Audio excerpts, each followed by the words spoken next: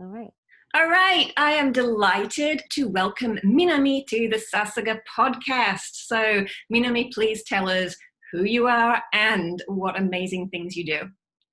Hi, Helen. Thank you so much for having me on your show. I am so grateful. My name is Minami Yusui, and I'm a Broadway actor, born and raised in Japan, and I'm currently based in New York. And I'm also a founder of You Project. You Project helps people of all ages express themselves freely and just create unstoppable courage through easy and fun Broadway exercises and inspiring dialogues. U Project's U, alphabet Y and U, stands for You Are Unlimited, Y and U. And it means so many other Japanese characters like playfulness, healing, courage, so much love into this name. And we inspire people to fulfill their true potential through our membership community, seminars, and lectures. Oh, I absolutely love this. I was so thrilled when one of my team members, and she found you and she suggested you and she reached out to you immediately and you said, of course, yes, I'll be on the podcast. I was so thrilled. So many things that I want to ask you about. One thing that we didn't really talk about before when we were chatting is word of the year. Do you have a word of the year? Yes, expand. Oh. Yeah, so for me personally, especially now, embracing the change, but staying open, like infinitely flexible. I love this word, infinite flexibility, and just keep growing. I love the idea of expanding and expansive. I just keep saying, because it's easy to just grip, for this, it's big when people are in fear and we get really tight, but then how can we grow and how can we just stay just open and keep expanding? So I love the word expand. That is so wonderful. Can you tell us a bit more about that? Because, we're recording this right now in the middle of the pandemic. Yes. I feel like I've been saying that for so many episodes now. We originally thought it was going to be a month, and then now 2 months, and then now 5 months. Exactly. And, who knows, people may be listening to this many, many years in the future. Right. Mm-hmm. Just for when people are going through difficult situations like the pandemic, or maybe they're going through other sorts of difficult situations that, as you say, can make you feel kind of like tight or limited. Absolutely. How can people get into that expansion that you're talking about? Because I'm from a theater background, I really believe in the power of movement. And when we get so much in our head, just like use your body to get out. And in English phrase, we say get out of your head, and literally using your body and just distract yourself in a great way. There are so many ways that in You Project, always the first half of the seminar I do is up on your feet and just move your body to like fun music, just step touching, and in Japan, people, that's it. Like people never really danced before. Right. In America, people go to prom and everybody is used to dancing to music. But in Japan, unless you go to dance school and become professional dancer, you really don't have an opportunity to move their body to music. So I always play just fun up-tempo music and just step, touch, and just the participants' expression just like immediately just transform. And it's the greatest joy I always get to receive by offering this seminar. But I use the body. I check in with my body and say like, oh, I'm gripping here. What does that mean? And by releasing this, like so much of my heart and my thinking change, and also funny, like how we feel affects our body. Like it's just vice versa. So when I cannot just get out of my head by thinking, I just like dance to the music or jump or walk or anything to just like use my body. And music always, I love music as well, but just try to use other method and then help myself of like how I think. I love that. It's so wonderful. So now some people may be listening to this on the Sasaga podcast, just listening to the audio, and some of you are watching the video version. So if you're just listening to audio, you can pop over to YouTube and you can actually see us. So we're both actually standing. So often I'll do my recording sitting down, but I'm standing up for this one, and Yemi is standing up as well. So we're kind of bouncing around a bit. And if you want to watch the video on YouTube, come and join us and dance around a bit. Join. Yes, join us. Minami, could you just really briefly share some kind of like little exercise that something for, Yes, absolutely. Like we tend to just grip our hands so like unconsciously. It's so funny. But then even like ballet class, my teacher would say like, this is the farthest point, like the tip of your fingers are the farthest from your eyes or brain or tips of your feet. So just really shaking your hands, shake, just simple as this. All right, let's start shaking your hands, okay? Yeah, shake hands for like 30 seconds, just consecutively. Just keep going. And just like you can raise your arms too, just like, and then like once you drop it, and just you can close your eyes and you can feel the blood flowing. Feel the movement of your blood. It's just amazing. You feel the miracle of your body and also like life and also your body is appreciating you because the blood is actually circulating, and immediately you take in more oxygen and just your brain appreciates you as well, and thinking just naturally changes. So yeah, just as simple as that, where you can do that anywhere, right? Shaking your hands.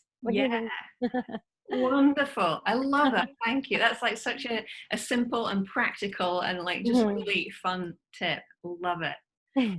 All right. So let's move on to that topic of confidence, because this is one that I know so many of our listeners are interested in, and you, I'm sure, can share with us plenty of stories about your building confidence. Can you tell us about, I don't know, a situation where you were struggling with confidence and you learned to develop that?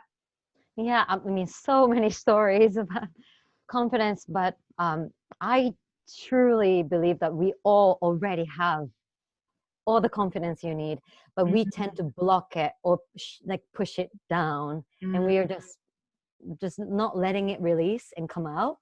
That it's a different approach of like go somewhere to get it.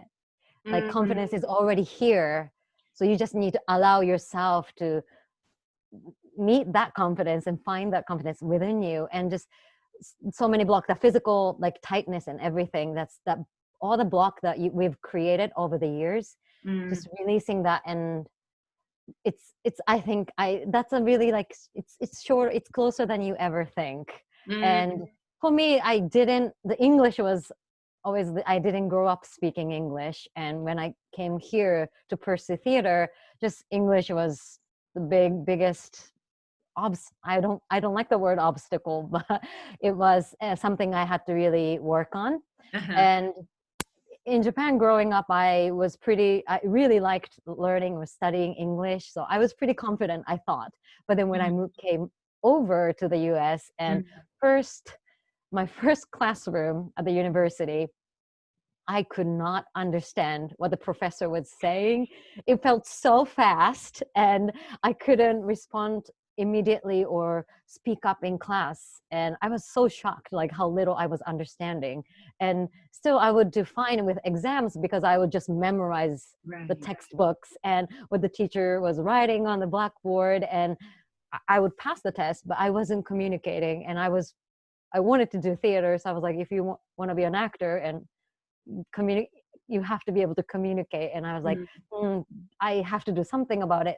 So I decided to transfer to a theater school where there's no textbooks or no blackboard. You had to be in the room. You had to understand what the teacher was saying and respond in that moment. So that was a great training. And I was in an environment where I had to like really step up and rise to the occasion. And I made sure that I surrounded myself with like English speaking friends, and I just forced myself to like just speak English, because it's easy. It's easy to speak Japanese, my first language, but one of the U Project's core messages is step out of your comfort zone. Okay. And that's exactly what I did. It's speaking Japanese, speaking with Japanese friends, and talking about Japanese culture is our comfort zone. Yeah. And trying to communicate with like other friends from America where I don't understand the pop culture or I don't know many words. That's out of my comfort zone, and I just forced myself to step a little by little out of my comfort zone and just not grow, like little by little. That comfort zone keeps expanding, and that's how I think built slowly but surely. And in a way, it's just embracing who I am. I'm not pursuing perfection, because there's no such thing as perfection, and accepting where I was and actually accepting it as my uniqueness and just embracing that. And I really shifted the perspective. Yeah. Oh, I love that. And Sasika podcast listeners know that comfort zone, stepping out of the comfort zone, that's one of my favorite topics as well. Right. Little by little, it's scary, but then when you step out, the comfort zone grows.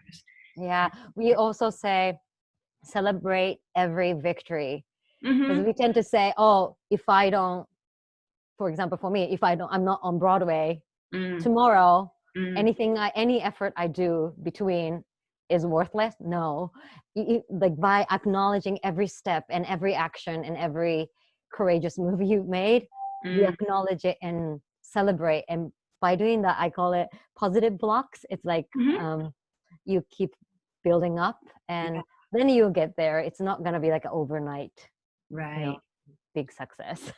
Right. Well, you mentioned Broadway just now. That's something I'm sure that many of our listeners are interested to know more about. So just tell us about Broadway. What roles, what's been your favorite roles on Broadway? What do you want to share with us? Oh my goodness. I've been very, very, very, very fortunate and very grateful to have been on Broadway for 5 consecutive years in 3 shows. And my Broadway debut was in The King and I with Ken Watanabe at Lincoln Center. And next year, the following year, 2017, I was in Miss Saigon. Wow.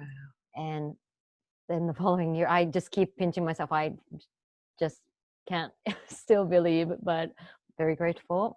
2018, I was in My Fair Lady, and I learned so much from all the positions and roles I got to play, but this most memorable one, and the one I had to really keep stepping out of my comfort zone, was My Fair Lady. I would say I was the only Asian actress in the company, and I'm very grateful to be entrusted with the position of assistant dance captain, which is in charge of the daily run of the show. Once we open the show, all the creative team, choreographer, director, music director, they all leave. So 8 shows a week, but we still have to maintain the same quality that we delivered on the opening night. Oh, wow. So the daily checking, giving notes, if we need a brush up rehearsal, we gather. And so being in the leadership position and in charge of a company, me speaking English as a second language, and there's a lot of like confident, of course, like my like doubt, a little like, little voice of doubt and stuff comes in, and I have to like how can I serve? I always had to reverse all the like questions and negative talks into like, how can I serve the company? And it really helped me to grow so much and expand as well. Back to that topic of expansion. Yeah. And leadership you just mentioned. So this is another of our favorite topics on the Sasika podcast. Through that experience, what if you could pick out one lesson about leadership, what would that be? It's the energy, I believe. I say energy is everything in many, many places, but English is my second language, and I could easily go into this apologetic place of, oh, I'm not good enough, and Japanese people are humble, so like if you're not as good, you always think you're not as good. But my willingness to listen to company members' concern and my willingness and desire to serve and help, they will they receive that more, they pick that up more quickly than any other words and eloquent speech. People just trusted me and come to me, and like we started talking about issues we were having on stage, and we would just start finding solutions. And it didn't matter if I spoke the perfect English. It was me. I'm here for you and for the company, and I want to serve. And they just got that. And no matter how eloquent or perfect my English would have been, if my attitude was I'm the leader or arrogant place, people will feel that immediately, and they won't trust you, and they will not come to you with the issues that should be solved and that could potentially affect the safety of other actors and everything. So I'm so proud of myself for building that trust and the relationship connection with every single company member. That's wonderful. So leadership, it's about I'm here to serve. That's really your lesson, right? Yes. I love it. Wonderful. So the You Project, you've mentioned it a little bit. Could you just tell us where you told us the meaning and everything behind it, a little bit about what you do. Where did it come from? So it goes back all the way seven years ago. Actually started 7 years ago, and every summer a group of medical students from my hometown, actually University of Kanazawa, they come over to New York for a month or two-week training. And I started offering this workshop. Back then it wasn't You Seminar. We call it You Seminar now, but it used to be this English communication, music, communication workshop, a very long title. But as I was teaching, and as I mentioned earlier, I just played up-tempo music and did the simple exercise, step, touch, movement. And first 5 minutes, these very smart, intelligent medical students who are so shy and who are so nervous, and their expression just changed just immediately. And there's something to it. It is more than just one theater workshop or English class. It was like because it was multidimensional, everybody had to just kind of surrender and just be open about this experience. And then we would play games, and they would just they couldn't believe themselves that, oh my God, English just came out of me, just because they weren't blocking. We just kind of removed that block by physical exercises and music, and just your perception of everything just kind of shifts. And so the game is fun, and as you're having fun, you just want to communicate more, and you want to do deliver your thoughts and emotions. And by the end of the 60 minutes, completely different people. And I that was the greatest joy. And we kept doing that every summer, and more groups, and it just organically grew. And it became something I really look forward to every summer, as I was doing shows all over the United States and also Broadway. And this pandemic happened and Broadway shut down. Is as heartbreaking as it is, I feel like this is my opportunity to really put my focus and energy to just send this message, to deliver it to more audience. And it has been only the groups who came over to New York. And now I've been doing this to my salon member twice a month, live seminars. Wonderful. And we have so many events, and I get to connect with more people, and actually Japanese people who live all over the world.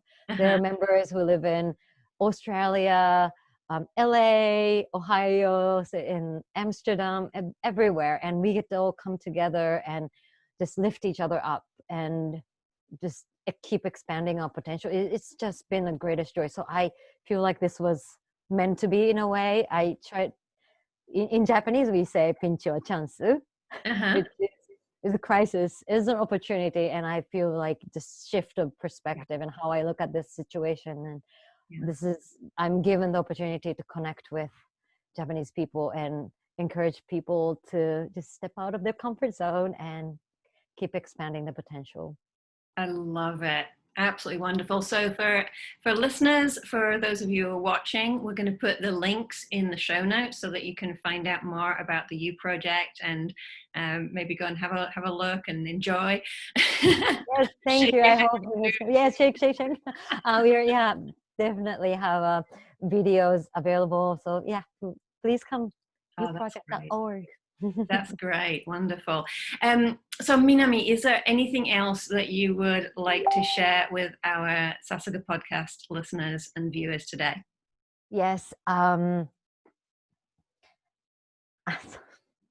believe every single one of us is born with such a unique combination of beautiful gifts. Mm-hmm. And in order to maximize that unique gift, I really want to encourage everyone to step out of their comfort zone. Step out of your comfort zone and expand your potential. And another phrase of You Project's favorite messages is, it's up to you. Mm. It's up to you. Mm. So sometimes it's easy to blame something or situations like COVID right now, but it's up to you to shift that perspective. And we have so much more power to choose than we think. Mm-hmm. And it's easy to give up that choice or power, and we think, oh, we are in this not most ideal situation, but we actually get to choose how we think about it and how we look at it and how we take action. It's really up to us, and I want to remind everybody of that power we already have to choose. Oh, I love that so much. And for those who are watching the video version of this, you might be able to see me tearing up because I so feel the emotion of that. I truly believe that as well. So, just clearing my voice. This is so wonderful. I really hope that our listeners today and our viewers today take some inspiration from this and remember that it's up to you. And Minami, thank you so much. I truly, truly appreciate that you immediately said yes to the invitation to join us as a guest on the podcast. And I'm looking forward to seeing, your expansion even more from now. Likewise. Thank you. Thank you.